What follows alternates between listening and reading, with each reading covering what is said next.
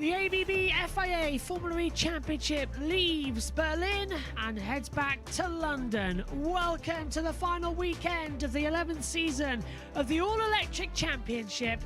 And once more, we're at the Excel Centre in London. Qualifying is about to begin shortly in about 4 minutes' time, and we're going to be in for a really interesting weekend of running. Jess Ball's alongside me in the commentary box as well. We'll be hearing from her in audio form because we're doing World Superbikes at the same time. Jess, hello. It's going to be quite an interesting weekend, isn't it? You looking forward to it?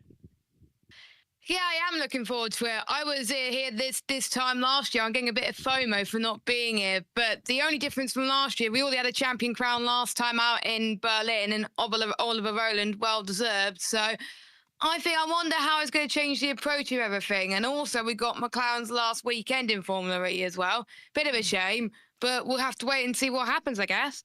It's looking a bit different as well, how everything is going to take part as well. Let's head down to the paddock then and get ready for the green light. Anything that we know, but I think he's going to end up in a Stellantis powered car. Right, okay. Now, a Stellantis power car, that gives the option of 2 different teams at the moment. So are we going to narrow it down to one or other? Maserati, I would say. Okay, all right. She's cool then. And then the other big question is Antonio Felix da Costa. You know, again, we've had so many rumours that he's going to be leaving Porsche, but Porsche haven't actually exercised their option on whether they're keeping him or not.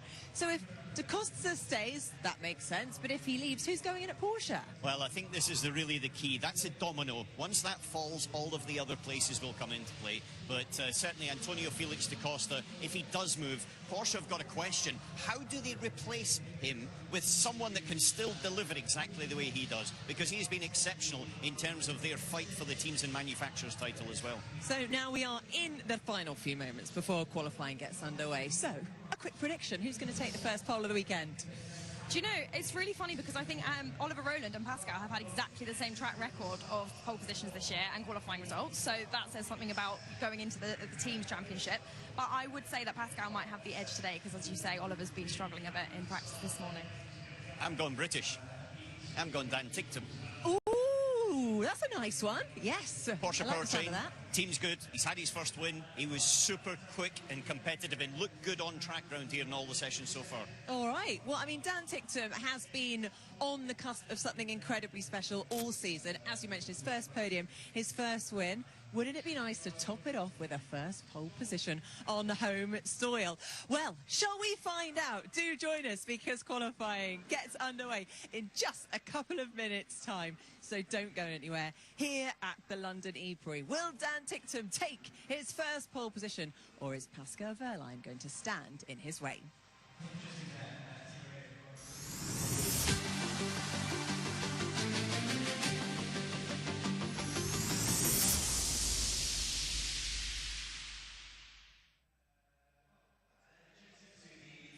Hello and welcome back to qualifying here at the London XL. It is time now to find out who will take the coveted spot of pole position for the first time here this weekend. Let's go to our commentators of David Coulthard, Karun Shanhook alongside Tom Brooks. Thank you very much indeed. Looking forward to this one then. It's going to be an absolute thriller. Welcome along to the 2025 Marvel Fantastic Four London E-Prix as part of the ABB FIA Formula E World Championship. So 2 qualifying sessions left in this season. This is your reigning world champion. Got a fantastic result in Berlin a fortnight ago to become the 2025 world champion Oliver Rowland, and you'll notice that the team in a different colour for this weekend. They've gone blue to promote the new Nissan Leaf as part of that team. But Group A qualifying does get underway. If you're new to Formula E, welcome along. It is great to have your company, and thank you so much for joining us. So we split the two groups into 11 drivers each, and essentially the top 4 from each of these groups goes through into the dual stages of qualifying. Then we have the quarterfinals, the semi-finals, and the finals. Looking forward to seeing what is going to happen. We had practice earlier on this morning, Karun Shanhook, and Nissan looked like they're in a little bit of trouble. So 1 minute to green. Remember the maximum speed out at first build, and we will wait a little bit between 30 seconds to 1 minute, and I'll try to get you alone up there. So that's clever thinking there from the race engineer. What they're trying to do is give him clear space to allow Oliver to just carry on his own program. He doesn't want to get muddled up in other people's business. It's quite a short track here. It's, you know, it's one of the shorter laps we have of the season.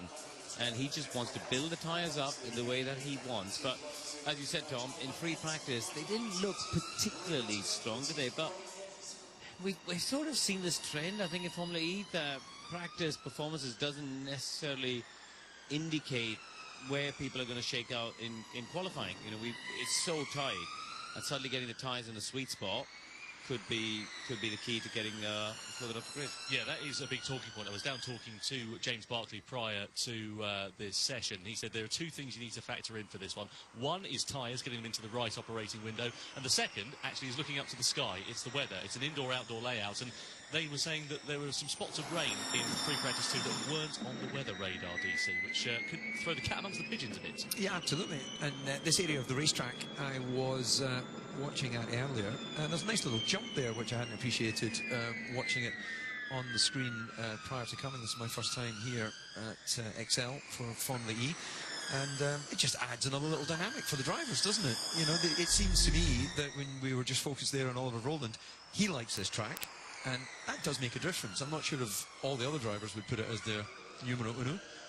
Yeah, it's a really challenging track, actually. I hadn't been around there until this morning. I did a few laps in the safety car to just have a look at the track, and it's really interesting. There's a lot of subtle cambers as you go into the apex of the corners, a bit like Le Mans. You know, you go down the Mulsanne Straight, and there's these little cambers which the track drops away. You can sometimes lock up the inside wheel as it drops off. You've got different surfaces. I think, you know, we've talked about the surface here in this section inside the building. It's like sandpaper, super high grip, great traction, great grip. Then now you drop down this sort of ski ramp, and the grip just goes away. There's a change there, and you've got patches. Look at this here. There's darker tarmac. The two McLaren drivers going together. Yeah, it's all looking good as Jess, we're underway for the session. Megan, I think, has turned the camera on. Can you see it now?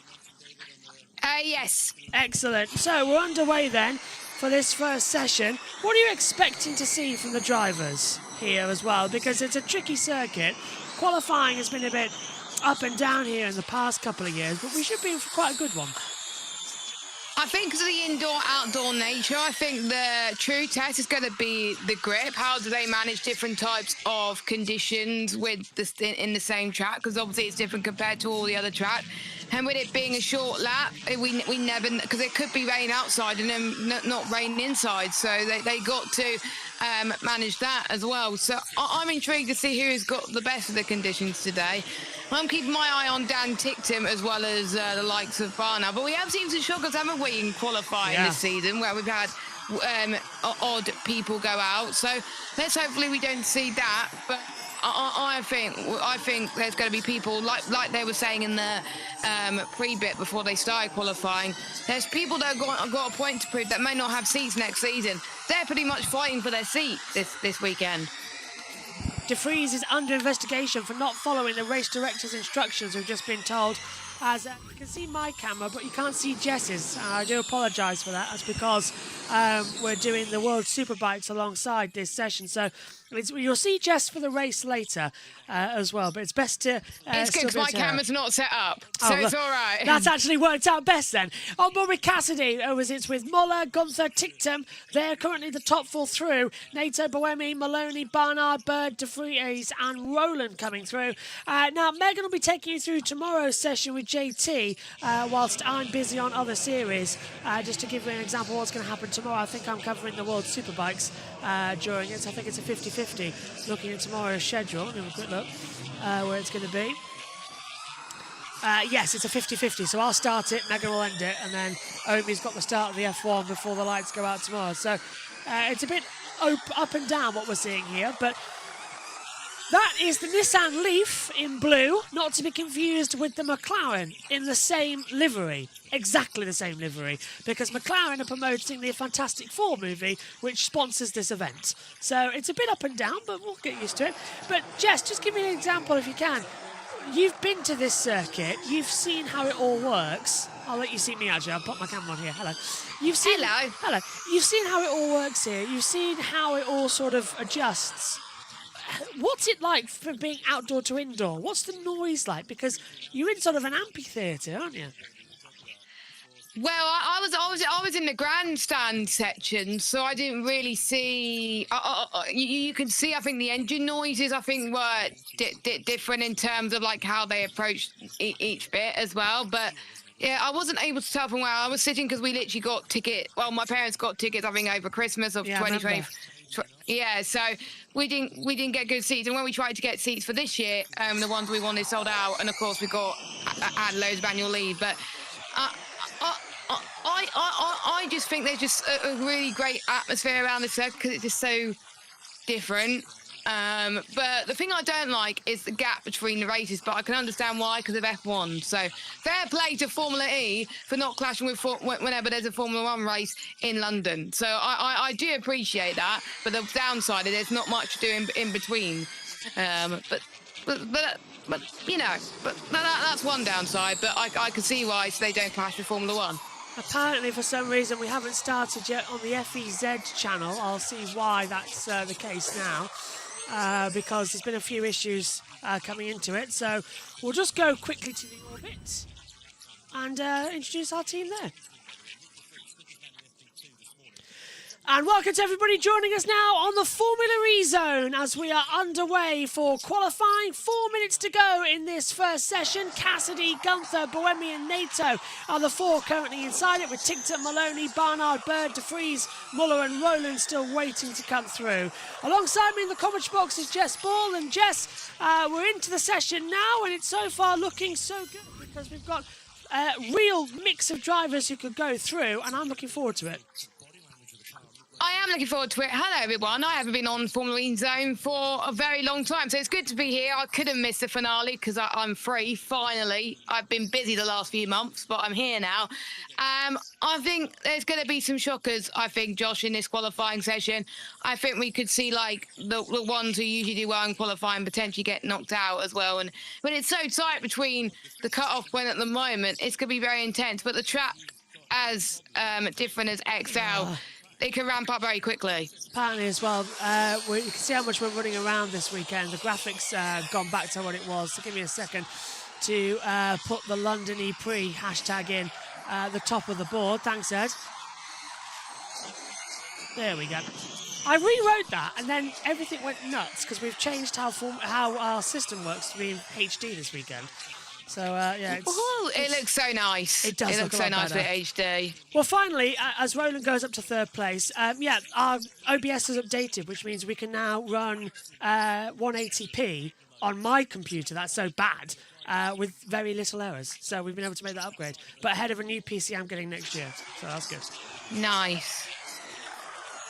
So, coming through with 3 minutes to go of this session, Cassidy... still going to be on a 1:08.955. That's still on the benchmark as they come across it as well. Ed will be joining us later. I don't know. Actually, I don't know if Ed's with us for the race or not. I presume he is to come into it. I will check the spreadsheet because I know he's filled in the availability form. Oh well, there we are then. Like a good commentator should do. Yes, Ed is here for the race. Excellent. So we'll have him on later on as well. Everything's so all over the place as well, and just trying to do... We've got more people available as well. It's great. Yeah, it's actually working for once. But the one thing that isn't great is the fact that this commentator is not good. I'm not very well. So I've got that toothache again on the other side. So oh, no, not again. Yes, so if you're wondering why I'm a bit up and down at the moment, you know why. I'll be up in a second to help for the rest of quality. Oh, great, so they'll be actually here soon as well. Sadly, as we say, it's audio only for those two at the moment, thanks to having to do World Superbikes at the same time. In about 10 minutes, though, Formula 2 will start, and Omi will be in the commentary box, but he will not be leading the commentary. Jake Sanson is going to take us through the F2 sprint race. Can't not. Me and Omi both agreed he's here. We can't not let him throw the bone and give him the world feed. So that's and he's an IndyCar tomorrow as well. Yes, he's leading our IndyCar coverage tomorrow as well, helping me out a lot this weekend, and it's going to be fun to have him in as well. And he's also our newest manager. Yes, yeah, he's got me in as a manager. don't think he knows that yet. I'll have to remind him. Oh, it's going to be a lot of fun. So, does Matthew Owens know? Yes, he does. Yeah, he was in the meeting. Okay, good. So the only one that doesn't know is Ed then. Okay, Yeah. not Ed. Townsend. Yeah. Right, What have we done with the controls, man? Well, Sam Bird, in what is his last race weekend in Formula E, is not happy as he gets passed by Norman Nato as well in the blue Leaf livery. Not to confuse with the blue of the McLaren livery, but McLaren still have the orange halo to identify themselves differently as well. Oh, and Nato's been held up as well. That's not ideal. I think there's a few people that were on in-laps as well. I think that's NATO done. Yep, he's pulled off. Was that the Penske? Yeah, I think it was, yeah. So, looking down the order... Gunther. Yeah, it was Gunther. Maximilian Gunther in second position. 18 thousandths off the pace of Cassidy at the moment, but he's held up. And they don't like that. That would be impeding in qualifying to come into it, as Barnard still has the position. Through the chicane, he comes at the back of the track now. Just puts the throttle back down to open it up once more. I think it's going to be quite an interesting qualifying we've got coming up as the flag is out now. We'll hand back to our colleagues at the World Feed into the breaks as well, as we've got an hour and 43 to take you through this. It's a bit of a melee today. Oh, big of a slide there from Barnard. Bird still trying to have access to control and just see if he can do anything, see if he can pull anything together. But so far, so good as he comes across the line then. Barnard makes it 5th, doesn't go through. Roland, our champion, in 6th place. Bohemi in 7th. Maloney goes 11th. Remember, there's still the team's championship to be decided. Nissan still in a battle with Jaguar and DS Penske in that. As Bird goes into 9th place. Here comes Roland, our champion. Does he manage to break through inside the top 4? No, he doesn't. Roland goes 5th. Gunther, though, might just take the fastest time. No, he doesn't. Stays second fastest. Nato goes 7th, and I think that's it, because I think Muller's going to improve up the order. Muller goes 5th, so there we go. So it's Cassidy, Gunther, De Vries, Tictum, the top 4 going through. Muller, Roland, Barnard, Nato, Bohemi, Bird, and Maloney are out of the session, Jess. Tictum just made it as well, and it's a track. The only stat he hasn't got is pole position, as Tom Brooks was talking about in the broadcast. So his stats trying to get pole this season is still possible. So good on Tictum. I was happy with Cassidy's lap, though. It looked very planted, and he said it earlier on in the session as well. So this is looking good for him. Let's go down then and join our world feed as we see Porsche, Nissan, and Penske all in the run together to try and hold the advantage. Yeah, as we come into it. Ed Hunter's just joined us in the comment box now as well. Ed, can you hear us? Hello, mate. Yeah, I can hear you fine, Josh. Hello. Looking forward to You don't need your camera on. Yeah, we've got no right. audio. That's just so you can see me, if you like, when I say hello. All right. Okay. Yeah, because it's audio only because we're doing World Superbikes on the MacBook, so it's not set up for that way at the moment on the Formula E stream to use that two-screen, but we'll be fine for later. But how are you finding London, Ed? I'm not there. I know you're not there, not but what are you finding thinking about it? Well, I've been editing a lot of videos from the rest of Formula E Zone that are there, so I guess I've got some insight.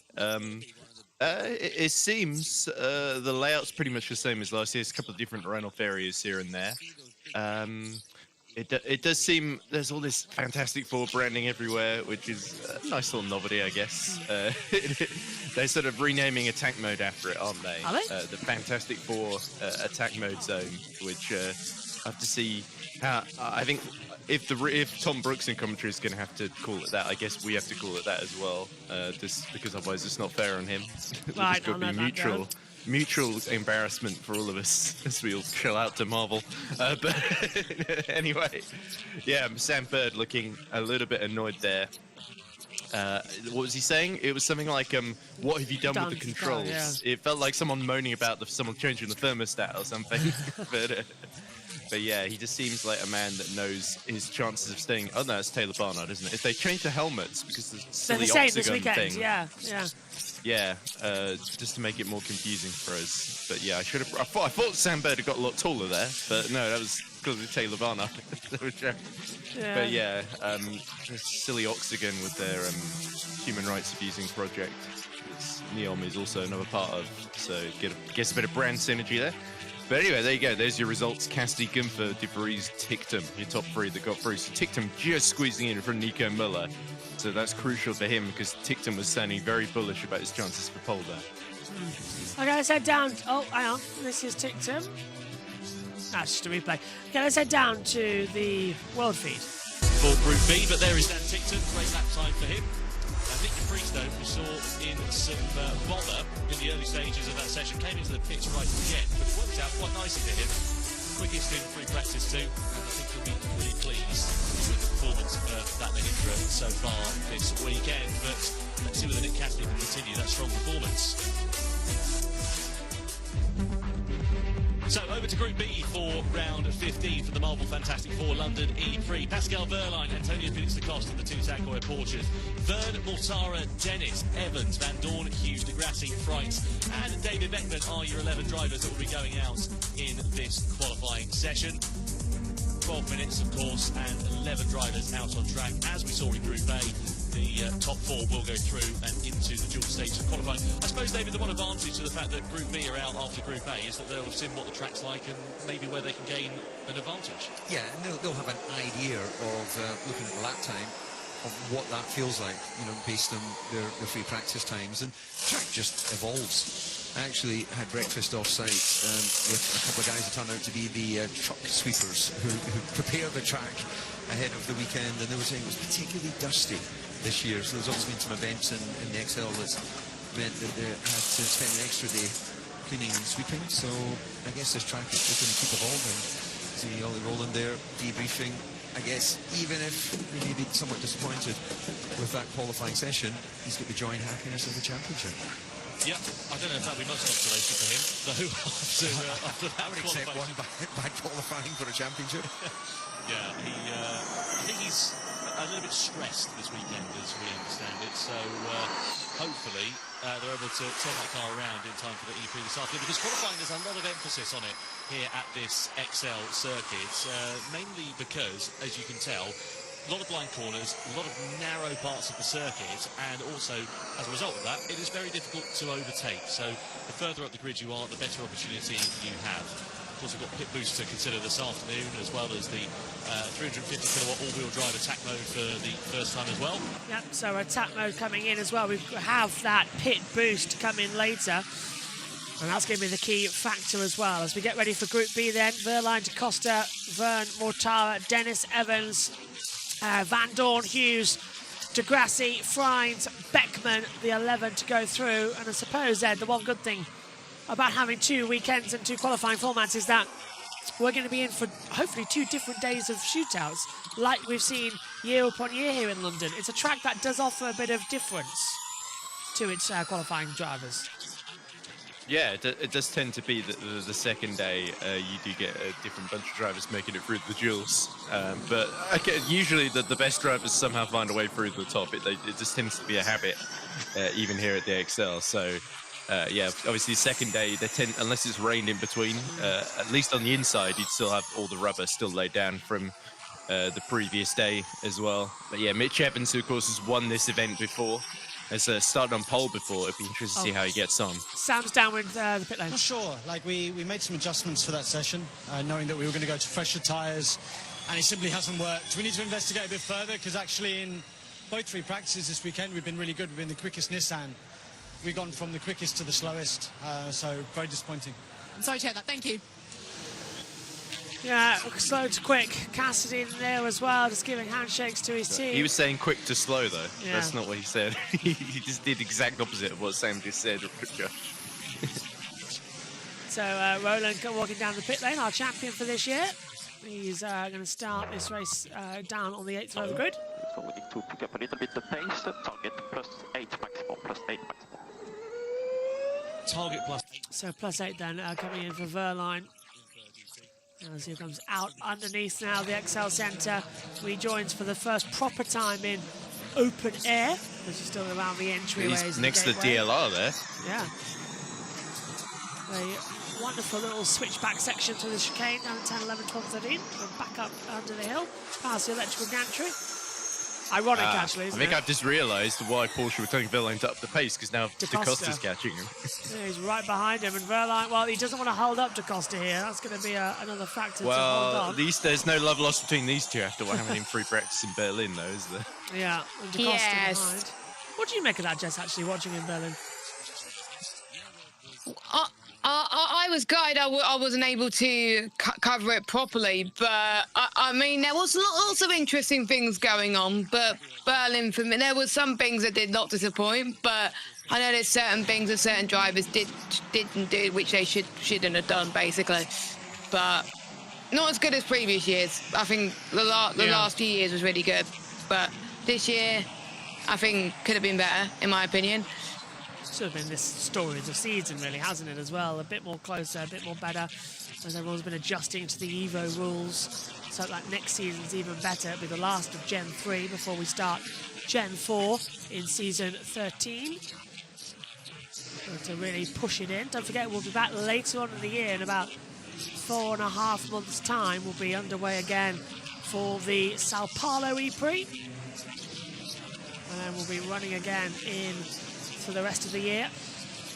Back to London as the finale next year. We've got a few more calendars that have been announced. See if it's going to be affecting anything, because Jay Penske not wearing sunglasses for the second race event running, which I find quite entertaining. Right, do you want to see the damage to it? This is like one of those rock stars that got severely damaged eyes from drug use and just wears glasses to cover it up all the time. The amount of times I wear sunglasses is unbelievable. Not because of that, because I've got photosensitive eyes, whatever. I can't remember what it's called. You know that one where bright lights suddenly? Yeah, they hurt.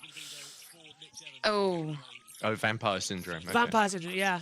Literally. It's got a bit better recently, but yeah, I wear sunglasses an awful lot. If you've ever seen me, like, Jess, you've seen me out and about. Yeah, wearing the sunglasses when I'm doing interviews and that, because it's just easier. Is it me, or is it some bits are a bit damp? Yeah, there's a few damp patches around. It was a bit rainy this morning, but it should have dried out a bit more than it has done. Evan just got caught out there coming into the undersection of turn 16 for rising up the bump. Back to the infield section. One thing I can't believe is that Karun Chandler and David Coulthard have missed the Belgian Grand Prix to do Formula E in London, especially Coulthard. He's doing London, not Belgium. That's entertaining. I'm a bit shocked. Yeah, that's well, he would have been doing Channel 4. Looking good. True. It's the same time. Looking good. The same time. Go on, Ed. Yeah, I mean, it's a choice between doing live Formula E or Channel 4 highlights. But don't forget, he's also on F1 TV now, so Coulthard is live. Oh, that's true. But I think in the UK, at least, nobody can get F1 TV to watch a live Formula 1 because Sky Sports have the rights. Yes. The exclusive rights. So Same with, like, Italy and Germany. yeah, so I think it makes perfect sense for David and Karun. And Karun was in Formula E as well, with the very first season. So there is some connection. I think DC... I agree with some of the criticisms that he sounds like he doesn't really know enough about Formula E at times, and that he's not all that interested in it. And it's just, oh, well, there's motorsport on. I can talk about motorsport. And yeah, I feel like DC is sort of a hand-me-down commentator at this point. Alan McNish is also there, fellow Scot, who is also... Again, McNish was the team principal, so yeah, he's got an interest in it, at least, unlike DC. And he knows a lot of stuff. DC getting used to it as well. First time he's been here at the Excel Centre. Verlaine goes second fastest. Matthias still top, 108.968. Verlaine, Evans, Hughes in the mix as well. Jev moves up into fourth place, ahead of Hughes now, actually, as well. So Jev's moved up. Van Dorn, Frines, Beckman, DaCosta, Degrassi and Dennis, as well as Beckman moves up on the timing screen. We'll go back to see that on our TV pictures now. 108. It used to be the longest lap here, Ed, didn't it? With a lot of slow sectors. And now, one of the longer laps, yeah. But now it's like 109s, 110s. It's flying. Yeah, it's sort of standard Formula E time, isn't it? Yeah, sort of around about a minute or minute and 10. But yeah, of course, we did have a few wet sessions here as well in the past, which obviously extends out the lap length as well. But yeah, Evans looking really strong in that first and middle sector here. So let's see if he can displace Mortara's time. The Mahindras actually look pretty handy around here, especially De Vries, who was fastest in FP2. Do you reckon that we're going to keep the Excel Centre going into Gen 4? Oh, Evans was Big drift from Evans there, sorry. But, no, that's right. Are we going to keep it? The problem is that from a sponsorship point of view, as we see Evans go second fastest, or just behind Mortara by 21 thousandths of a second. I think the problem is with trying to go to another place is that the sponsors, like, you would not get Marvel calling it the Fantastic Four Birmingham E-Prix or Luton E-Prix or something like that. It would have to be London because it's the only city that's sort of got that kind of instant recognizability from a sponsor point of view. Not that I don't know, Luton is a terrible city or anything. I think Luton's lovely. I've been there, but I don't know why I just picked out at random. But yeah, I feel like your other options are maybe going to Brands Hatch with it, which I don't think would be too bad. I think it's certainly a better alternative than taking it to Silverstone, which I don't think would fit at all, and I really don't think the crowd that goes to watch MotoGP I would probably do the Brands Hatch Indy. Yeah, it's not a bad shout, Jess. It's not a bad shout at all. I think there's a couple of other cities that you might be able to take it to, but you sort of need a lot of political factors on your side as well if you're going to close roads and stuff, which XL sort of luckily kind of avoids because this is the one investment company that owns it. So they can pretty much do what they want, which is why they've come up with the indoor-outdoor layout. Verline goes fastest. There we go. 10th quicker than Mortara with just under 2 minutes left on the clock. So yeah, there we go. That's my answer, Josh. I think they would want it to stay. It's just a matter of if Gen 4 outgrows this track and it becomes even more follow the leader, then they might sort of be forced to either make modifications or pack up and go somewhere else. Okay, something's gone wrong. I need to go fix it up. Let's go down to the boys. Risk of if somebody shunts it into the barrier, runs too deep into a corner, you get a yellow flag out, and then suddenly any improvements are done and dusted. Mortara deciding to go early. So he's going to go on a fast lap with a minute left on the clock. Yeah, I mean, he could, I think, get 2 laps.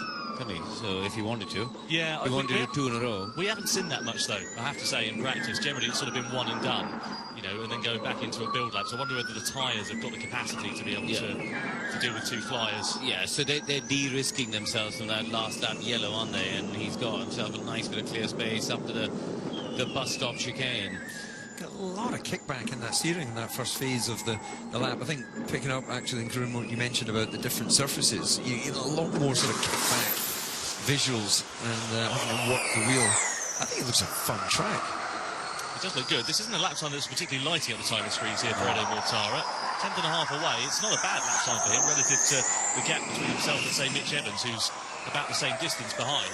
But, yeah, it's not anything to worry too much about at the top of the order. Nato and Cassidy just come up under investigation, by the way, for erratic driving on our timing screen. So let's see whether that comes to anything. They were out in Group A a few moments ago. What about Robin Freitz? We ride on board with the Envision driver. Stays 9th quickest for now. Checker flag comes out then. So this will be a final flyer for a lot of the drivers, including Jake Hughes, who gets it very sideways into turn 14. Made the apex so nicely into 15, and he's on a good lap so far. His first sector particularly is good. Actually, he's dropped away a little bit in his second sector. So let's see what this does for him. He's 5th at the moment on the bubble. Beckman only 6th. That we know he's not going to make the duels. This is going to be tight here for Hughes then as he comes to the timeline. He does improve in that final sector. Great end to the lap for him. And Van Dorn's looking pretty handy in the second of the Maseratis as well. He comes to the timing line. What can he do? Up into 3rd place. Knocks out Mitch Evans at this stage then. Verline continues. He's on an absolute flyer. Personal best and fastest overall in sectors 1 and 2. And this is going to rewrite the fastest time that we've seen in Group B qualifying. He comes to the timing line and he goes and stays at the top of the order. Da Costa has not made it through. He's only 8th quickest. That's a disaster for the second of the Tag Heuer Porsches in such a critical weekend for them in the Teams Championships. But Mitch Evans does pull the lap out in the bag and at the moment knocks out Edo Mortara. Mortara's lap isn't anything to write home about either. In fact, he's in the pit lane. So the Mahindra driver does not go forwards. And that means our Fantastic Four is Pascal Verline, Mitch Evans, and then the 2 Maseratis, Jake Hughes and Stoffel Van Dorn. We lose Mortara in the Mahindra, and we lose also to Costa as well as Jean-Eric Verne. So difficult session for some big names here in Group B. Cyril Blaze, though, will be absolutely delighted with that at the head of Maserati. Both his boys through at the end of that session.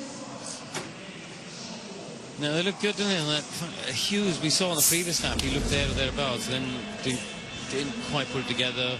The last lap as well, I think there's more potential. His middle sector wasn't as good as his previous lap, so there's definitely potential in Hughes, I think, when we get the duels. It's sort of contrasting fortunes there for Florian Modlinger. Pascal Wehrlein through with a 2.5-tenth advantage. Again, another big gap right at the sharp end, but his teammate, Da Costa, I mean, he was 9th, he was classified at the end. Okay, so just having to set up as there was an issue in Formula 2 for a split second. Apologies for that, but what an end to the session.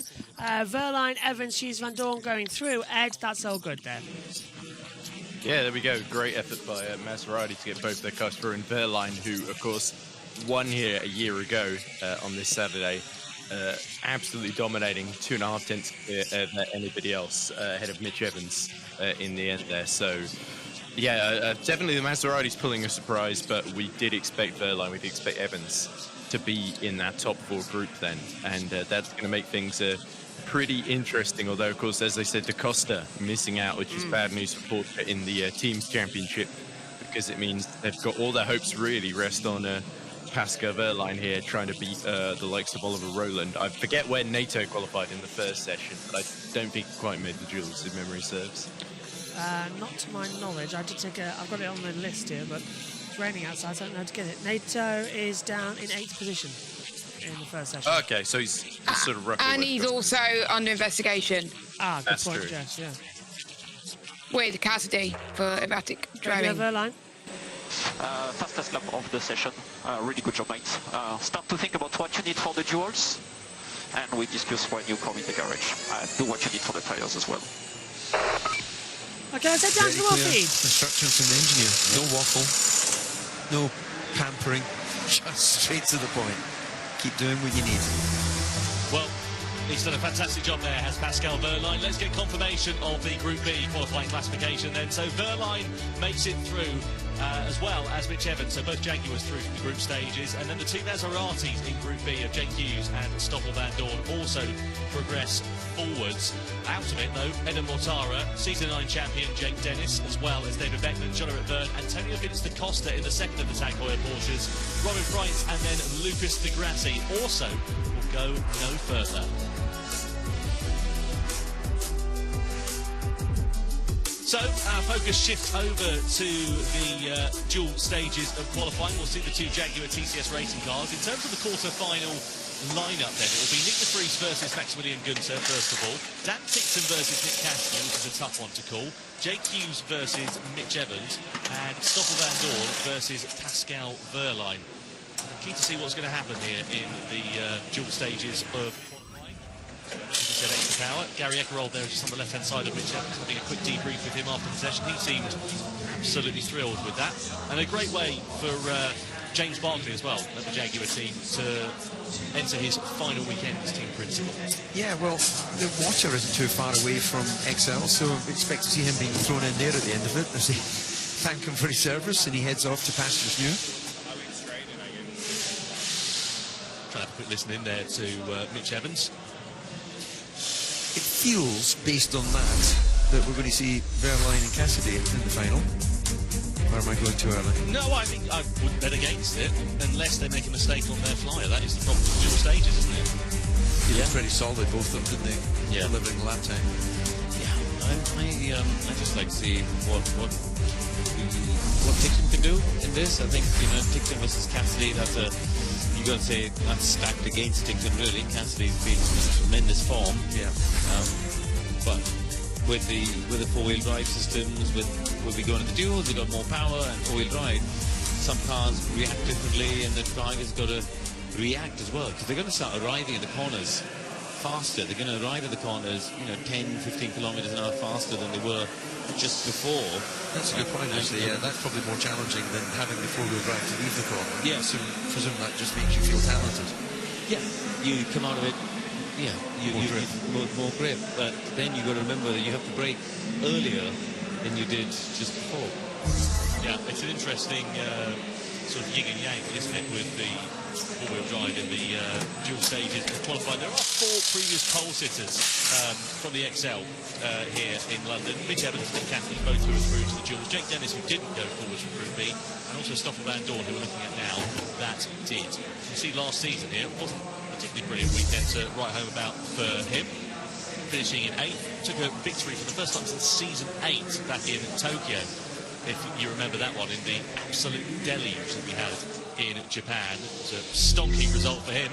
Jake Dennis, again, some whispers going around about where his future lies. Will he be with Andretti next season, despite the fact he's under contract? There are some whispers going around that he could possibly end up in a Jaguar seat next season. We'll see whether that comes to anything. The dual stage of qualifying on the way next.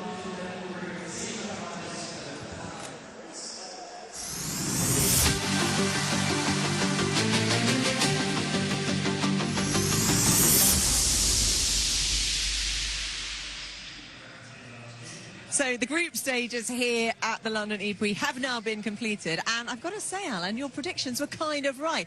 Both Jaguars through to the duels, both Nissans out of the duels. I mean, and of course, Pascal Wehrlein as well for Porsche.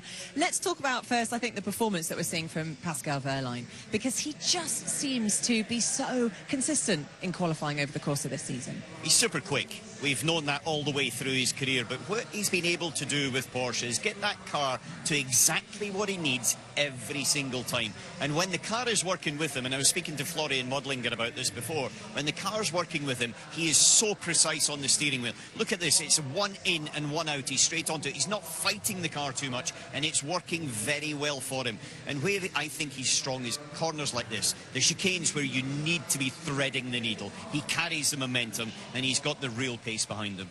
And again, you know, for Jaguar as well, they've had so much history, so much success here before, both in qualifying and in the race. But I'm slightly nervous that we've now kind of potentially have Pascal Wehrlein, Nick Cassidy and Mitch Evans in a bit of a fight in this race, which I don't think my blood pressure can cope if we remember what happened last year here in London. But a very exciting moment for Jaguar. Yeah, and as James Barkley said, it's all to play for if you look at the numbers that are available in terms of points on offer here this weekend. Nick Cassidy, I mean, Mitch Evans through as well, but Nick Cassidy is on fire on this track. He's fighting for his 4th pole position out of 5 races here. And if you remember, one of those pole positions was got last year after he didn't do any laps in free practice 3 because he had a brake-by-wire issue. So he knows this track and he can just switch it on. So I think he's definitely going to be one to watch when we get into the duels in a minute. Which would just be so brilliant, wouldn't it, for Jaguar at this point to bring home the points. I mean, there is still so much to play for. Over the course of this whole weekend, there are still 94 points up for grabs. So really, it's quite open when it comes to the Teams Championship still. It's pretty open for the Teams Championships. Very open for the Manufacturers' Championship. Oh, don't forget, there's also 2nd place in the Drivers' title as well that they're all fighting for. So I think this qualifying is going to be super critical to see how it evolves through the course of today for the race and also for tomorrow. How much does it mean as a driver to become the runner-up in a championship, Katie? Nobody wants to be runner-up, but I mean, it's still good. They're probably still getting bonuses from it that they quite want. But I think more interestingly is the teams and manufacturers to look at the relationships between Porsche and the suppliers and also Nissan and their suppliers, because obviously Pascal's likely to qualify quite well, but McLaren and Nissan are going to likely be back down, well, they are down the back of the grid, so they can't really do anything to help each other through. So that's a relationship that I think is going to be really interesting between Cooper and Andretti and Porsche today as well. And just quickly, I mean, you know, looking at where Oliver Rowland is going to be starting, mid-pack, it's always such a melee, it's hard to stay out of trouble, but realistically, where do you think he could finish in this race? He's got big elbows. He'll be pushing his way through. He knows that he wants a big result out of today. So, yeah, it's not ideal, but if he gets through the first few laps, I think he'll be strong. Yeah, we've seen it happen before. Well, that is the summary of where we are at. It is now the 8 fastest drivers that are going to go head-to-head in the duels, moments away before the quarterfinals. And we'll find out who takes pole position for the first time here in London. So, looking forward to this one then. Quarterfinals up next for the dual stages of qualifying for round 15 of the ABB FIA Formula E World Championship. It is the Marvel Fantastic Four London E-Prix. Thank you so much for joining us, and thankfully for the first time since before May, we've got no rain in a Formula E weekend. What an absolute joy it is to say that one. But we've had the two group stages of qualifying that have taken place here at the XL in London. Let's have a look at some highlights from that session. Group A out of the doors first of all, and we saw Dan Tincton coming out onto the circuit for the Cooper Kiro team. We also saw the team Neil McLaren's out, and that team was struggling in the pre-practice session this morning. All the Nissan Power cars were, as a matter of fact, and we wondered, was it false storm? Could they pull something out the bag in qualifying? Well, the upshot is no Nissan Power cars, all of which were in Group A, progressed forward, including, of course, reigning world champion Oliver Rowland. So a difficult day at the office for them, and of course a crucial weekend for that Nissan team, because they want to be in with a chance of the team's championship. They currently sit 23 points adrift of Tank Hoyer Porsche, and that's not the way they wanted to have started their weekend here in London. Norman Nato again has also been struggling. Sandberg complaining about the balance of the car, dealing with oversteer and understeer and all sorts of steer, really, to be honest with you. But the man of the moment was Nick Cassidy. He put in a stonker of a lap time relatively early in the session to trounce the competition. He'll progress forwards into the quarter-final, which we'll see in a few moments' time. We saw Group B out on track. The two Tank Hoyer Porsches went out in formation. Pascal Wehrlein, again, able to extract the maximum out of that car, whilst Antonio Pinto Costa struggled. Mitch Evans, who was on pole here 12 months ago in London, was also able to get himself into the dual stages for Jaguar. Unfortunately for Lola Yamaha and for Lucas Degrassi, it was not a place in the dual stages, and something a bit further back down the order than Altizzi he would be hoping for. Meanwhile, we saw Edo Mortara quite unlucky in the group stages to just not be able to string the lap time together that he needed to. Unfortunately for the Swiss, he would not be joining his teammates in the quarter-finals in a few moments' time. Pascal Wehrlein, as I said earlier on, got an absolutely brilliant lap time together. Was able to come out on the final corner, take the checkered flag as top of the class, and he will be in the quarter-finals alongside Stoffel Van Dorn. So then, 8 drivers going out in this quarter-final session. They're going out in groups of 2. De Vries versus Gunther up first of all. Tincton versus Cassidy. Jake Hughes versus Mitch Evans. And Stoffel Van Dorn versus Pascal Wehrlein. So we've got a plethora of different powertrains in there. Variety of different drivers. 2 Britons, of course, on home soil here as well. They'll be hoping to do well for the crowd in London. And let's see how it is all going to work out. So, Nick De Vries, he'll be out first of all. He actually had a puncture in the group stages of qualifying, DC. That's why we saw him coming into the pit lane at the end of the sessions, change over, and he made it work for himself. Got a great lap time in. It indeed. Well, I'm going to assume it wasn't the front right, because as we're looking at it there, you can see a little witness mark where he's brushed up against, I assume, the chicane curve. There was no replay to say it actually tagged the wall anywhere, so unusual to get a puncture. Yeah, that'll have a knock-on effect, because they get 3 sets of tyres that they need to manage between the 3 days of this event, basically. So he's going to be a tyre down unless the Hankook people can find a way to fix it and remount it. I think it's unlikely. You do get a joker tyre in situations such as that as well, so I wonder whether they pulled their joker, really. Yeah, it's a likely scenario. Thumbs up from Alan McNish at the back of the commentary box. There's Dan Tincton, though.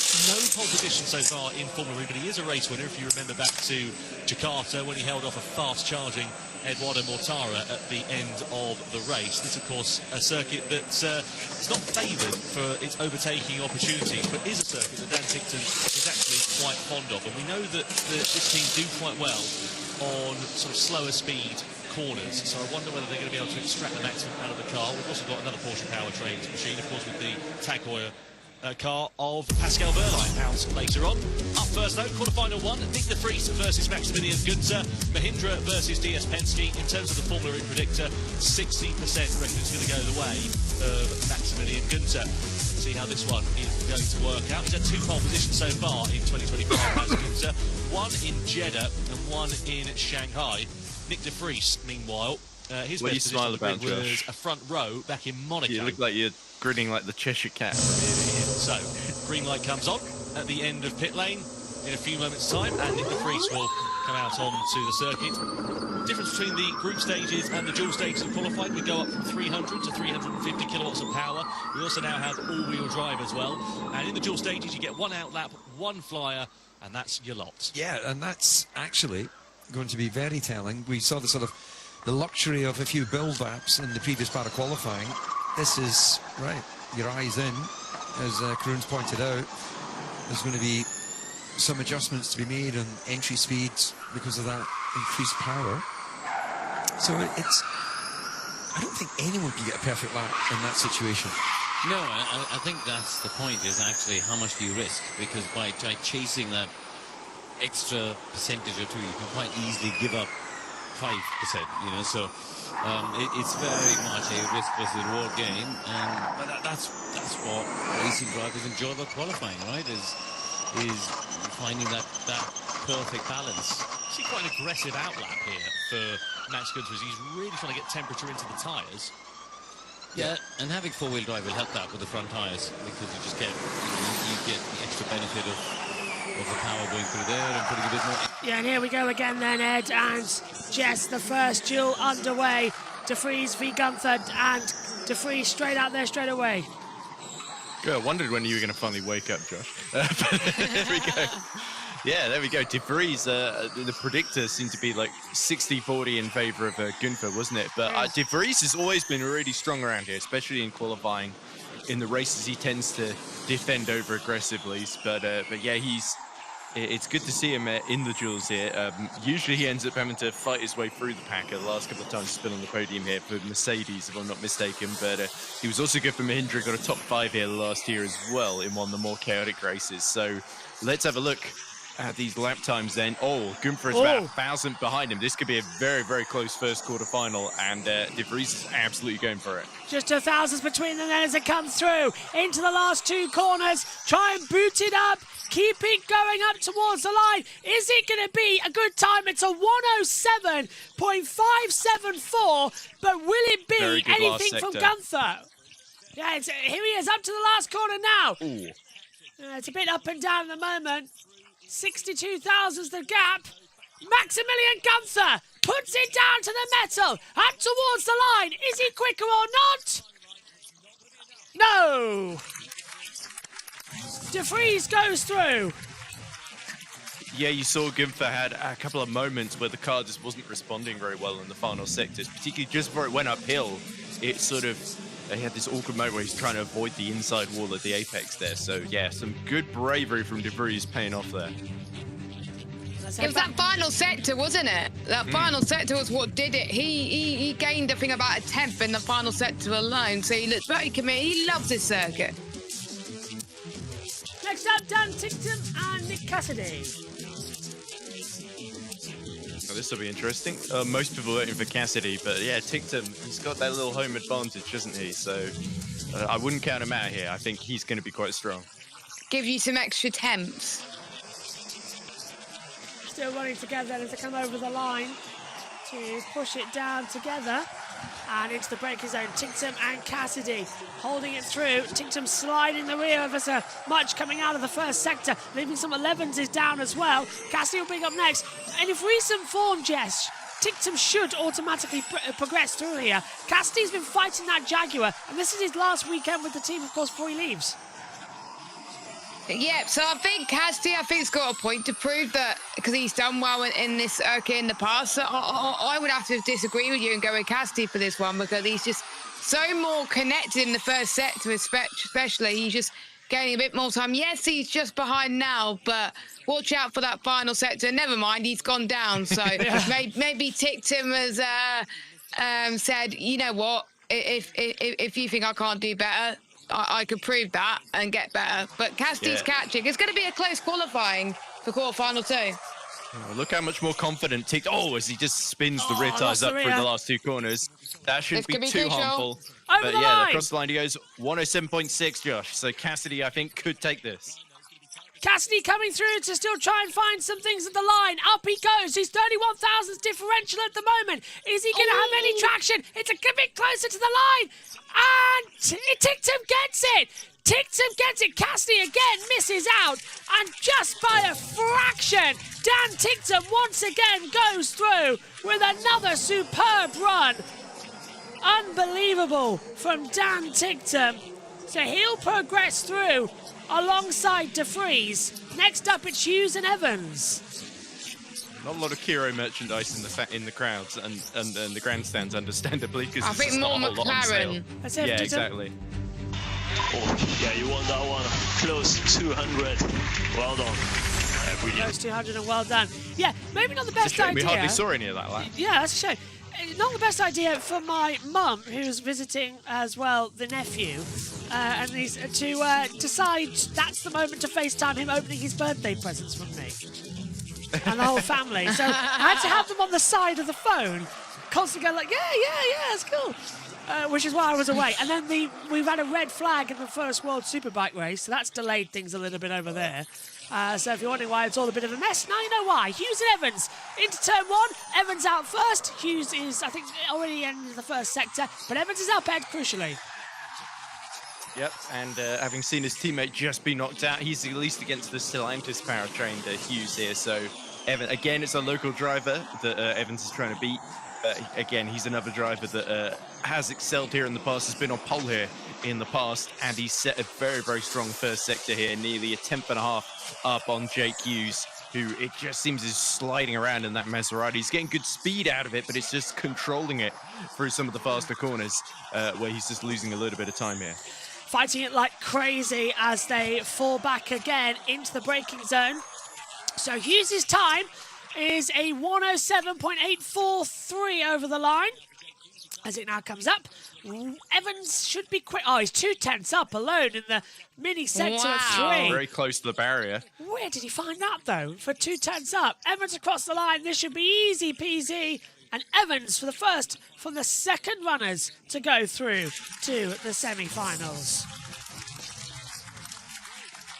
I'm really surprised, Very good effort.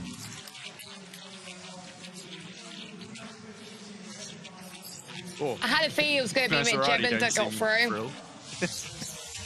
Yeah.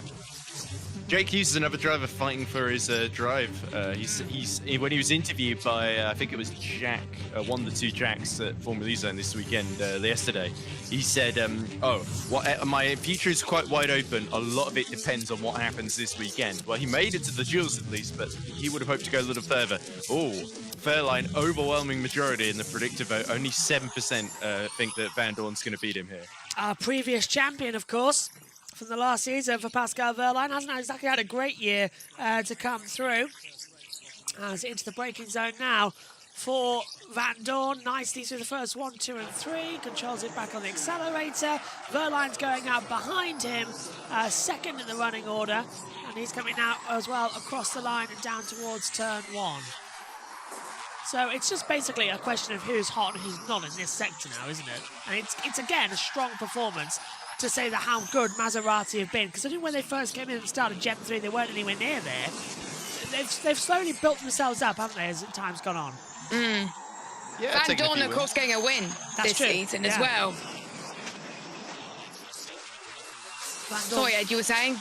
Yeah, well, I mean, they have to, like you say, Jess, they have taken a few wins, courtesy of Max Gunther and, of course, Stoffel Van Dorn with the pit boost strategy in the rain. There's a little bit of luck involved, but he still had to make it work and very nearly threw it away as well. As we see, Van Dorn is still pushing on this lap to try and keep even keel with Pascal Wehrlein. But yeah, of course, it's a team that is basically being propped up by Formula E themselves at the moment, the Maserati sports group. So there's a lot of possibility they might not be around next season. Wehrlein is over a 10th up, nearly 2/10 up then. So again, his speed coming to the fore here, and you've got to say Van Dorn's chances look remote here. Over the line, Wehrlein goes through. Van Dorn misses out by a 10th of a second. So Wehrlein now goes in as well to face Evans. Coincidentally, they both were second out on the track. Whether that puts it as its evolution of the track, I'm not entirely 100% sure. But either way, a mighty good performance there on the deck. So, keeps on going. I'm now concerned about the World Superbike race interfering with the start of F1 qualifying, just as a heads up. That could be a possibility. I think Dorna might be as well. Yeah. Times for sector were a bit shocking. Yeah, I can imagine, so warm them. Yeah, so just information. What did he say though? I didn't know actually either. He wasn't helping. The curbs in the last sector were a bit bucking, I think was what I hope he said. They would have bleeped it if it was anything worse, unless they. Then again, unless they were like thinking code words. Well, then again, the man who did bleep the team radios to be put on TV is currently the man who's commentating on the F2 sprint race for us. So, yeah, Jake Santon, of course, used to work in the team radio department at the start of the year. Left after Saudi Arabia and has joined. He's got a free weekend, so he's with us for the action. So Ticktum and De Vries, Evans and Verline. That's a tasty semi-finals. And that's coming up in around about 10 minutes' time. Right, let's head back down to the world feed once more, joining the latest action. Dan Ticktum versus Nick De Vries, Mitch Evans versus Pascal Verline. Then will go head-to-head against one another. Two from each of those groups will go into the finals in that fight for pole. So then, an air of silence and calm falls over the XL Centre in London as the fans watch on in the grandstands. They have been treated to some great racing and some Dan Ticktum supporters in the grandstands as well. Not that this man, I'm sure, will be taking too much notice of what's on the TV screen at the moment. He'll just be getting himself psyched up and ready to go. That was probably the biggest upset we saw from the quarterfinals. Dan Ticktum out qualifying Nick Cassidy. Yeah, I mean, Cassidy's group stages was super impressive, wasn't he? He was so strong. Yeah, well, I managed to jinx him by saying I'll see him in the final, but yeah, we'll wait to hear from him what exactly happened when it came to just unloading it in one lap.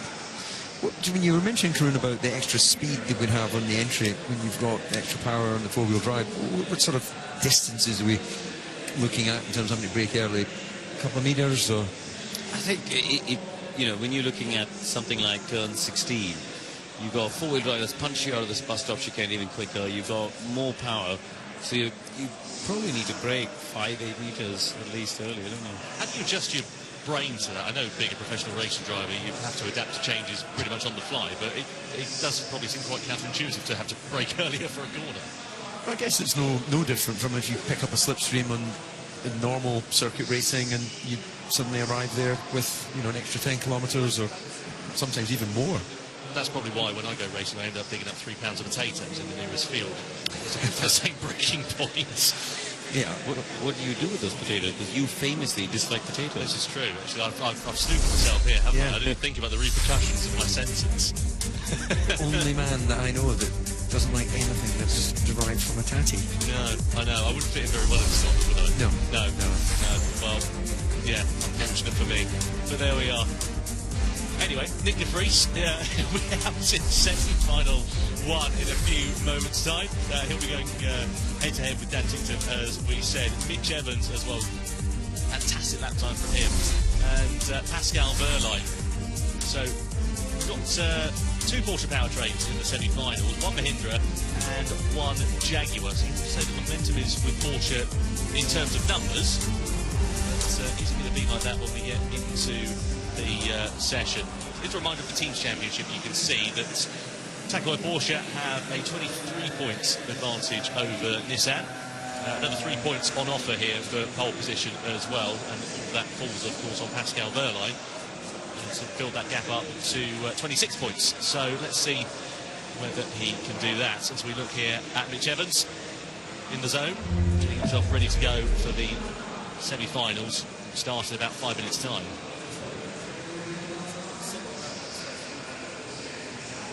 So we look at Mitch Evans in the pit box here, ready to go for the semi-finals. He'll be out second of the groups with Pascal Verline, Dan Ticktum versus Nick De Vries. One driver, though, who will not be in the semi-finals is Nick Cassidy. An absolute shocker for him, getting out-qualified by Dan Ticktum at a track where he was on pole position 12 months ago.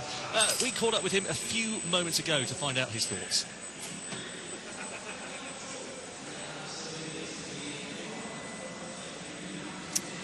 Nick Cassidy, 17 thousandths of a second, just separating you and Dan. What a tight battle you guys had. Yeah, I mean, it's whatever. I had zero grip. I don't know, I think, you know, said let's keep the tyres warm and maybe put them in ice buckets or something, so might need to look at that. Something you can look at for the race then? Nah, it's not really relevant for the race. And then heading into a pit boost race this afternoon, you did win it in Berlin. You must be feeling a little bit more positive about that. No, I'm pissed off. I mean, we had the best car. I think I was the quickest guy today. It was clear in group quali, and I've just been completely screwed, so I'm pissed off. Thank you, Nick. Jake Hughes, through to the duels at a home race. Are you pleased with that? Yes and no. I actually felt like I had the pace today. I should have been further up, but it was strange. In practice, we were actually we looked quicker on 350 than we did on 300. So when we got into the duels, I was thinking, right, that's time to go now. But I think we missed something between the practice session and quali in terms of, or even on the in-lap from the groups in terms of how to keep some temp in the tyre, because I just couldn't wake it back up when I went on the out-lap for the duels. So slipping and sliding a little bit, and managed to put some kind of lap together, but it wasn't enough. We're looking ahead to a pit boost race this afternoon. How are you guys feeling about that one? Anxious. Why? No, it's just, I think we're expecting a pretty chaotic race. I think safety car and full course yellow could come into it a little bit during the pit stop phase as well. You know, I think only 13 cars finished the race last year, something like that. So incidents, be about picking the right time to get some clean air and hopefully time the pit stop well. Best of luck, Jake. Thank you. Stoffel van Dorn, 2 Maseratis into the top 8. That's a pretty good showing from qualifying today. Yeah, it's decent. I've had a little bit of tricky qualifyings lately, so it's good to have both cars up there. Unfortunately, we just missed out on the 350 laps in the duels, but I think we're closer than we've usually been. Usually, the 350 laps have been a bit of a struggle for us, but we're quite close. I'm a tenth and a half behind Pascal. He's obviously one of the references in qualifying always. So yeah, I think it's a decent qualifying. Yeah, we needed that today. It's going to be important for the race today with the pit boost and stuff. So hopefully we can score points with both cars. And Jake's saying that he's expecting a bit more of a chaotic race with pit boost. Do you think having both of you up there will end up benefiting you at all? Well, let's see. We just got to stay out of trouble. We got to play smart and try and do as good as we can. To be honest, it's definitely going to be a little bit chaotic before the pit boost. But once that is settled, then I think it's going to be a pretty fast race. Exciting stuff. Thank you. Yeah, good to hear there from Stoffel van Dorn and a few of the other drivers. Apologies, by the way, for some of the fruity language from Nick Cassidy in that interview. He said the tyres needed to go into an ice bucket. Well, I think he probably should do the same and cool off after that qualifying session, because he was not best pleased, was Nick Cassidy. Understandably so. A lot of pressure on his shoulders this weekend, as you see the fans enjoying the experience here at the XL Centre in London. And now we shift our focus over to the dual stages of qualifying once again, over to the semi-finals. So quarterfinals, just to remind you, we had De Vries versus Gunther, Ticktum and Cassidy, Hughes and Evans, Van Dorn and Berline. The upshot is, in semi-final 1, it's going to be Dan Ticktum versus Nick De Vries. And semi-final 2 will have Mitch Evans and Pascal Berline. Only 2 drivers can go through from those stages, and they will join the front row fight in those all-important 3 points for pole position. Semi-final 1 then coming up. Dan Ticktum for Cupra Kiro, Nick De Vries for Mahindra.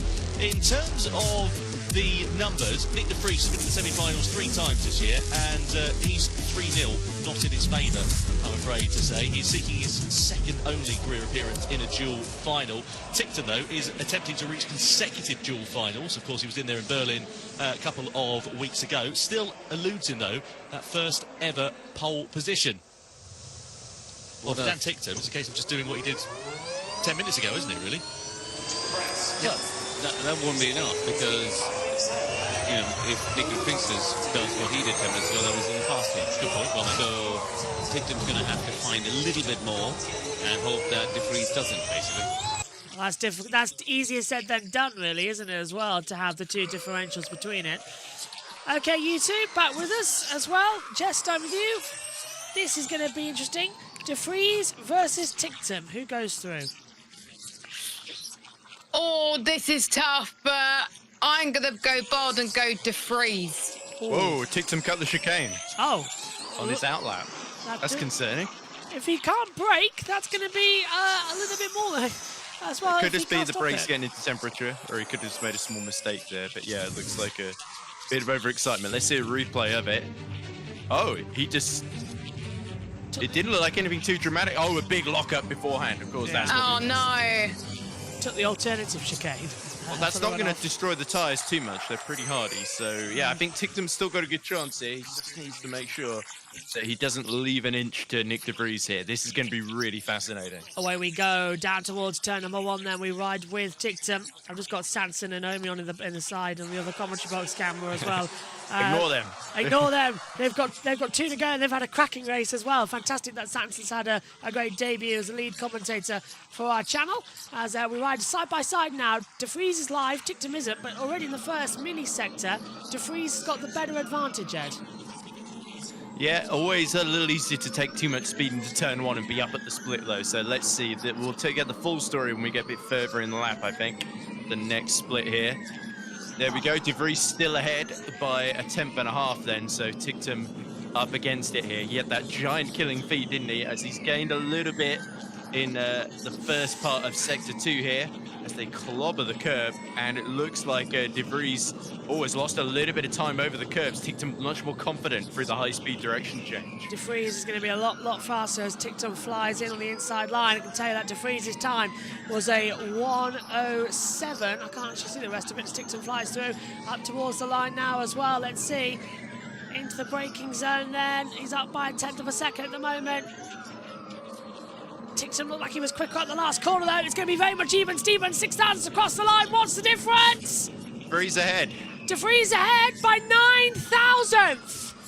9 thousandths of a second separating, but it is De Vries who will go through to the final for Mahindra. How about that? Yeah, well, big turn up there, but of course I did say De Vries was quite strong around here. But yeah, Tictum just missing out by a narrow margin. He gave it a good effort there, but he will start no better than 3rd or 4th on the grid, depending on how the other semi-final goes. But yeah, this could be a big deal for Nick De Vries, as he's still seeking that first win since, ages. Berlin Season 8, I believe, was his last win. Really, it's a long time ago, isn't it? He did have a year out, though, to be fair, when he did F1. But there we go, 70% predict that Verline will beat Evans in semi-final 2. Away we go as Evans into the braking zone for turn number 1. Hucks the apex up nicely as well, a little close to the barrier, exit 2 as he comes into 3 and then 4 out into the openness for the first time. London eyes on the prize, says Tictum. They want to go Porsche for the team's championship, and of course they're on as well, but it was bad through turn 1, Jess. Yeah, it looks a bit very slidey from him as well, but like Gabe was saying, it may come down to a few moments of that. But I was looking at Tictum on the outlap, and I think due to the fact that he overcooked the tyres and he struggled with his outlap, that's what cost him a chance to get through to the final. Whereas I think it's going to be even Stevens between these guys, Evan and Verline. But Verline, of course, won the championship here like 1 year ago, and he always likes pressure, doesn't he? But he hardly has any pressure this weekend, apart from he wants to win the team championship. So he's got to get a good result. But this is not going to be good if he's only 2 tenths down on Mitch Evans. Holding through. Let's see what Evans' time is going to be then as they fly in out of the last corners up to the line. Evans takes the flag and it's a 1:07.301. Verline in turn is a 10th of a second down on his best time. Oh no, that's not good. I don't think it's going to be anything for Verline here. Over the line, he's catching. Oh, it's close. Oh, did he hit the wall? I think he touched it briefly. He might have brushed it, yeah. 34,000 Evans off. through. So it's Evans who will go through to the final. That means Tictum will start 4th. Verline will start 3rd. No, other way around, surely. Tictum start, I don't know, 1:07. Who got the quickest lap? Tictum. Yeah, so Tictum will start 3rd. Yeah. Still not bad for him, considering if you get through to the semi-finals, you're going to start in a good position regardless. With a track like London, maybe 3rd or 4th, not too bad, like we saw last year. Yeah, Move City, wasn't it? Especially with the attack mode. Especially with the pit boost as well. Yes, yeah. That might change things as well. Just under half 10th, but that's all it needs. So we're through to the final. Good job, mate. Good job. Good job indeed, through to the final. And that's Evans coming versus De Vries. That's an unusual final one, isn't it? To come through again. 2 old rivals. Don't see them together that much anymore. Nope. So let's head back down to the world feed as we get ready for the final to come up shortly. So that believe it or not, of Mitch Evans. Jaguar having a comeback, aren't they? You know, compared to the early part of the season where they were, at one point, they were down in 8th or 9th in the championship. And it does look like the performance is starting to come back to where we would have expected to see them earlier on the season. Yeah, they'll be delighted for that. So a reminder of how we got to the semi-finals. Then we had Dan Tickton versus Nick de Vries up first of all, and Mitch Evans versus Pascal Wehrlein. The upshot is Pascal Wehrlein is out of qualifying and will not be able to get those all-important 3 points in the team's championship for the Tag Heuer Porsche team. The final is de Vries versus Evans.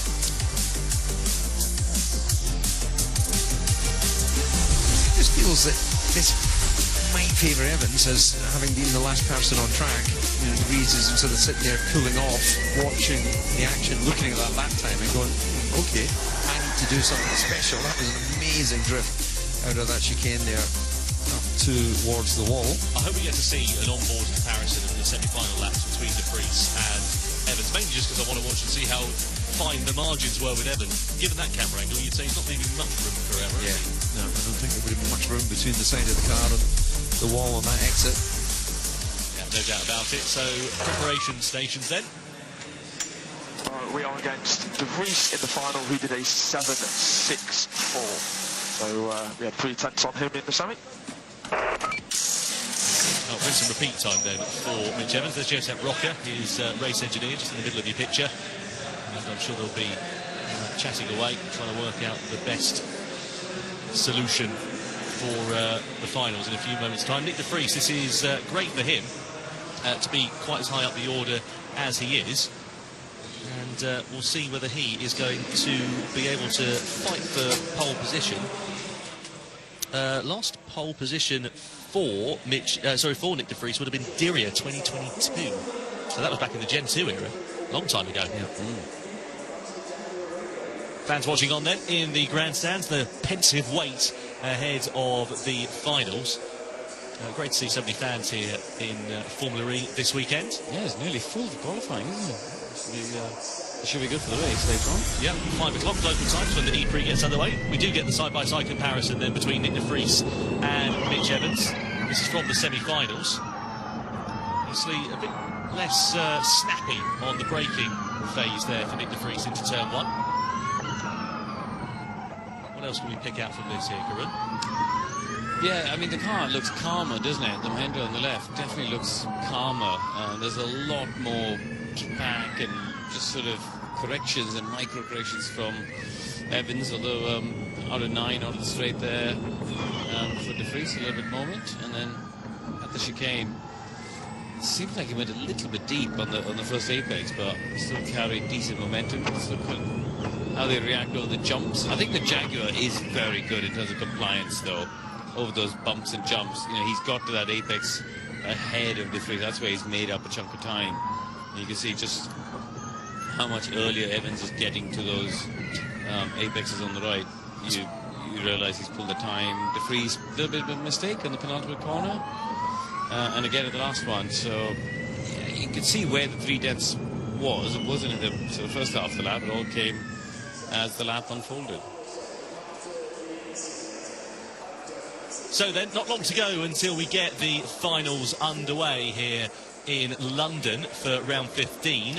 One man who will not be competing in it, sadly, is Dan Tickton. He was the last remaining hope for the British fans this weekend for qualifying. Unfortunately, he was outperformed by Nick de Vries in the first of the semi-finals, and we caught up with him a few moments ago. Dan Tickton, 9 thousandths off making it into the final, matching your best start here in London at your home race. Are you happy? Yeah, medium. Why medium? Well, I'm probably saw on the out lap, I sort of had a little bit of an issue with the brakes and went straight on. I don't think that really affected much, but I wasn't able to load the tyre through that chicane, so maybe lost a bit of temp, but it was mainly the lap. Sector 1 was a bit scruffy, but we tried something a bit different with the car. The track was not as we expected yesterday compared to the sim and stuff like that, so we tried something out, and it's really tough to drive. Honestly, I can't. It's very difficult for me to get a lap out of it. It's quite unpredictable, but no. Overall, top 5 is good enough to start here. Obviously with a pit boost as well, so hopefully let a couple of guys in front sort of battle a bit and save some energy, and yeah, we'll see. We'll see. Thank you, Dan. Yeah, thank you to Dan, remaining somewhat optimistic in the face of adversity after that qualifying session. A bit disappointed with that, I'm sure, for the British driver, but hoping for a strong performance here this afternoon. I just get the feeling that he's just been building, and well, he's never been lacking in confidence, but I just feel that he's been sort of building in belief in the team and just generally in himself, really. And so, therefore, there's a lot of positives, and that's coming through. A lot of positives here this weekend as well. The fans loving the fan village here this weekend. Lots of things to do for all of the family. Hopefully you'll be coming down here tomorrow and enjoying part of the atmosphere as well, because it really is fantastic to be here at the XL in London. The fans... Or later today, because the good thing is you can get the tube and come down. Well, that is true. Good point. Watch quality at home and pop down for it. Yeah, 5 p.m. Are you a tuber? I took the tube down. Yeah, it was very easy. Are you a tuber or an Uber? Well, I came by riverboat. Did you? Yeah. So many different ways to get here. Was that your own personal riverboat? No. It was provided by London Transport. What a fun way to get about. I like that. Taking full advantage of the Thames. James Barclay, final weekend for him at the helm of the Jaguar TCS racing team. He's off to McLaren's hypercar effort in the World Endurance Championship after this one, and it would be lovely for him to go out with a strong result. He's been a big presence in the paddock over the last 9 years and will be very sorely missed. Whilst we're waiting to get the finals underway, let's catch up with the Season 10 World Champion Pascal Wehrlein. He was out-qualified by Mitch Evans by just a few 100ths of a second in the semi-finals. Pascal Wehrlein just missing out on those 3 points for pole, but you're the highest placed car in that championship fight. How are you feeling? Happy. I mean, P3 is a good starting position. It was super tight. My lap was good. Just a bit of an issue in turn 1, which we have already the whole weekend. But it was super tight. I mean, could have gone either way, 300s. But we started from P3 last year and we won, so I think we can still be happy. That's a good sign for things to come this afternoon. And we've got Pit Boost coming up. How are you feeling about that? Good to hear there from Pascal Wehrlein, hoping to extract the maximum for the Tag Heuer Porsche team here this afternoon. So then, we go ready for the finals. Nick de Vries versus Mitch Evans. Mahindra versus Jaguar. Evans had 3 tenths of advantage in his lap time in the semi-finals a few moments' time. So the momentum certainly with the Kiwi, especially considering, one, he was on pole here 12 months ago and was also on pole a fortnight ago in Berlin. But this is a tricky circuit and one that is easy to make mistakes on. It just takes that one error and your competitor will gain an advantage. Nick de Vries will lead the 2 drivers out onto the circuit, so comes out ready to go for this one. Mahindra. Yep, it is final time to see who's going to take pole position, de Vries or Evans. Jess, if you've got you for a sec, what do you think? Who's going to take pole position for this one? Oh, those are 2 really great drivers, but I think based on like your pace around here in the past, I'm going to go with Mitch Evans. I think he's got it. Well, Evans is certainly the safe option. I'm going to go different and to go with de Vries. Oh. I really hope, Ed, by the way, you do get to go to the race tomorrow, because that would be fantastic for you. Yeah, we just sort of popped out of the blue in the middle of us not commentating there. Do you want to tell the viewers?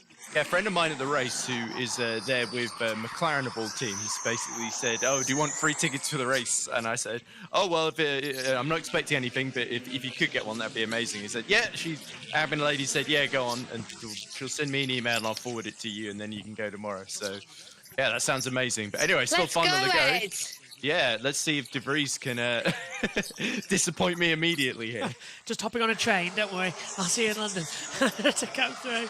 Yeah, sorry, and after this commentary, I'm going to go immediately to get prepped for the morning. Nah, well, we've got plenty of commentators for tomorrow anyway. Yeah, we're fine. I'm sure the Fantastic 3 will, 2 will hope cope with that. Sure, Sanson. And we got JT. And Sanson's around somewhere as well, yeah. Yes, we got the Fab 4. The Fantastic 4. Oh, there we go. you went Beatles. You went the Beatles route there. Yes. There we go. So was Trainman not racing in Liverpool? That'd be another great. That would be good, yeah. Yeah. Anyway, Evans 4 thousandths down after the first split. De Vries marginally up. He hasn't messed up so far. Although, having said that, Evans now pulls 24 thousandths clear as they start the middle sector through the chicanes. Can De Vries get pole position and return as well? He's a champion for days gone by. Can he actually return? He's a little bit squiggly coming into the inside section. Evans is ahead by a little bit, but De Vries late on the brakes. Yeah, De Vries has got it back. So rear locking doesn't matter. This is going to be super tight up towards the line. Is it going to be De Vries or Evans to come in now to the last 2 corners up towards the line? It's too close to call, but on exit, Evans straightens up first over the line together. Evans is on pole for the first London E-Prix. 107.205. De Vries is a 107.379. Evans has it.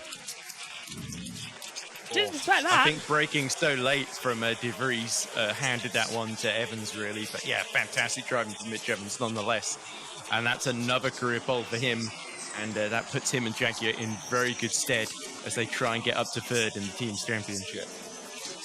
Race 1 is going to be very, very, very good. I can't wait to see what's going to happen. Race 2, hopefully, is going to be good. Yeah. So, I'll tell you about it when I get back tomorrow. Does that mean you're going to be... please do. Would you be in McLaren, or is it just in the general admission? I don't know. I think in one of the grandstands, what they were saying. Oh. That's not bad, right? We'll take that. Yeah, McLaren actually have a hospitality zone at the last corner here this weekend. That could be it then. Oh, we'll see. I haven't got the email yet because my friend is going to forward it to me from McLaren. So once she's done tweeting about this quali session, then I see. What a session. What a atmosphere to come through. Evans on pole position then to come into it. A big yes from the garage as well. Well, right now, the F2 has just finished. Also coming in as well, we've got the ending of the World Superbikes. They are on lap 11 of 20 right now, so just into their half distance with only 12 riders left. Sweet pole position. Lovely. Good work, guys. He's just a little bit calm, Best isn't he? Oscar Piastri impression, I think. This is the Antipodeans all trying to be relaxed and calm about future success. Oscar was a bit more furious this morning, I reckon, after not beating Max Verstappen in the F1 sprint, though, so he's a bit up and down on it. I still never quali session again. Yeah, coming up in about an hour's time, actually, that one. It's weird how everything's sort of disjointed this weekend for F1. So it's sort of slotting things in between. So it's quali at 3, is that right? Yes, Formula 1 qualifying is at 3 o'clock. We're on it at 2:45, and then it's London E-Prix at 4:30. Lights out at 5. Busy. Yeah. And then I've got the Xfinity race tonight as well. And then we've got to be up at 6. So we go to bed about 1, and we've got to be up at 6:30. So it's a long weekend to come into it. Jaguar has taken the last 5 consecutive poles at the London E-Prix. Maybe we should have put money on Evans, though, to be fair, judging by that bet. See all the people who are doing the social media admin team on their phones, locking themselves in. Wonderful atmosphere here. Let's head down then to the paddock and get the latest news. By the way, if you two want to leave now so you can get things done, we're going to end it with the world feed, so I'll get final thoughts now. You can both pop off and get some food. Jess, starting with you, what do you make of quali?